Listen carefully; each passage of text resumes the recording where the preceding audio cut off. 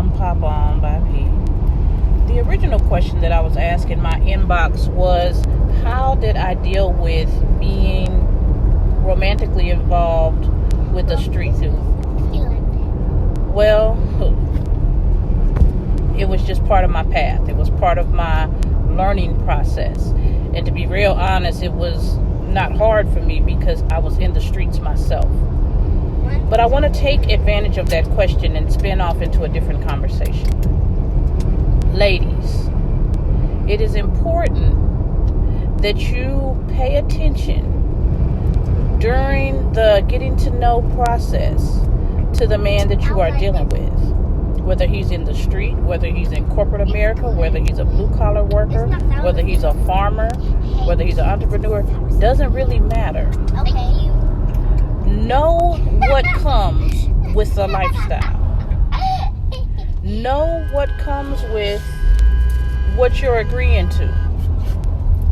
Because if you cannot deal with what comes with the lifestyle, then you need to make a different choice. There are things that come with each lifestyle. You know, if you get involved with somebody that's in the street, they're going to be in the street till late at night. They're going to be on the run. They're going to be going through some things. If you can't deal with that, don't go look for that. If you know that you prefer somebody to be around you all the time, look for someone that's in that type of lifestyle. Actually, you shouldn't be looking for anybody in the first place. They should be finding you. But while you're in the process, pay attention. You can't go buy a Cadillac and then get mad that it's not a Mercedes. You can't go buy a Mercedes and then be mad that it's not a Bentley. You get exactly what you decide to settle for. So stop getting in these relationships with people that you know do certain things and then be mad that they did the things that you knew they were going to do. I know it's touchy. I know it pinches sometimes. I know it hurts. But we are infamous for accepting whatever because it looks good, smells good, spends a little money, and then we're sitting on our homegirl's couch crying, oh, but. No, you knew what you were getting into. So here's my first suggestion. We need to be trying to encourage our men to come up out of the street. That's the first thing. But if we're not going to encourage them, and we're going to say we're going to take you just the way you are, we need to know what we're getting into. Because there's some things that come along with that you may not be ready for. Especially if you personally do not live that type of lifestyle.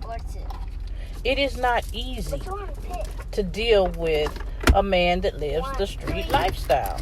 A man that lives the street lifestyle does street stuff. He hangs out all night. He deals with multiple females. He rips and runs out of town. He keeps secrets to protect his own self from being turned into the law. It's nothing personal. This is what they do. You know why they do it?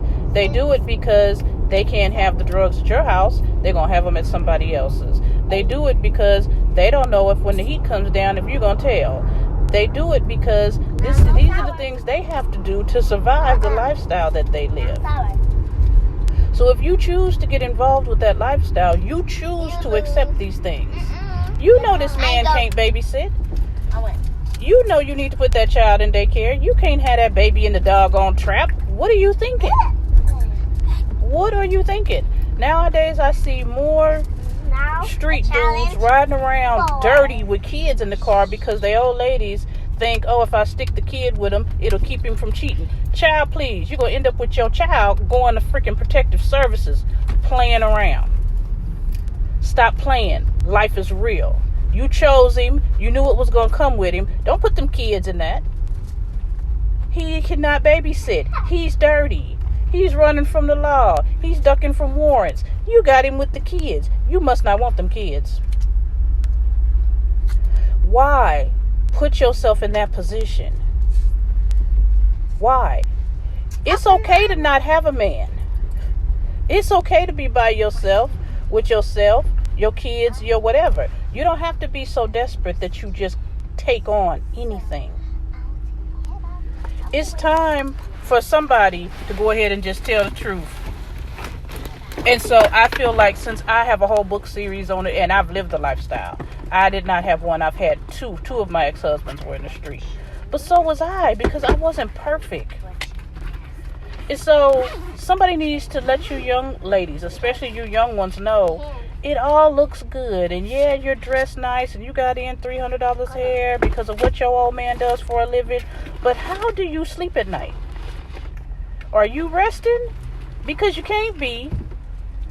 Because you're stressed about who he's laying with, who he's shooting at, who's he. Come on, y'all. Come on. Think better of your own self. Think higher of your own self. Reach for higher.